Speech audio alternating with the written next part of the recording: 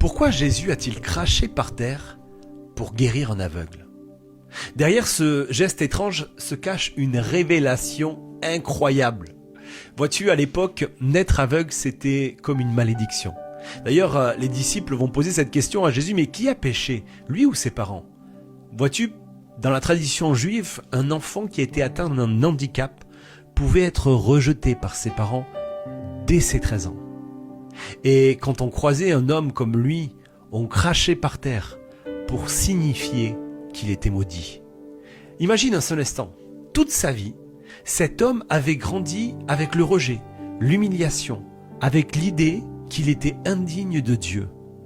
Toute sa vie, on lui a craché devant pour manifester qu'il était maudit. Mais Jésus, lui, va faire un geste qui va changer tout. Il crache par terre lui aussi, mais pas pour le maudire, mais pour transformer le symbole de la malédiction en instrument de guérison. Il prend le crachat, mélange avec la poussière et recrée de nouveaux yeux. En d'autres mots, ce que la culture utilisait pour l'humilier, Jésus va l'utiliser pour le restaurer. Et c'est pareil pour toi. Peut-être qu'on t'a rejeté, peut-être qu'on t'a humilié, peut-être qu'on t'a fait sentir que tu étais une erreur, une malédiction, que ta vie ne comptait pas. Mais laisse-moi te dire, Jésus est celui qui transforme le rejet en adoption, la honte en témoignage, la malédiction en bénédiction. Ce que les autres ont utilisé pour t'écraser, lui, il l'utilise pour te relever.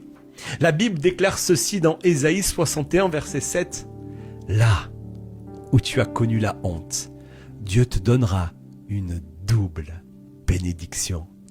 Là où tu as souffert l'humiliation, il remplira ton cœur de joie et d'allégresse. Même si les hommes t'ont rejeté, Dieu te choisit et fait de toi une pierre précieuse dans son édifice. Ce que le monde appelle malédiction, Jésus l'appelle guérison. Ce que les autres utilisent pour te rabaisser, Jésus l'utilise pour te relever. Ton rejet n'est pas la fin de ton histoire, mais c'est le début de ton témoignage.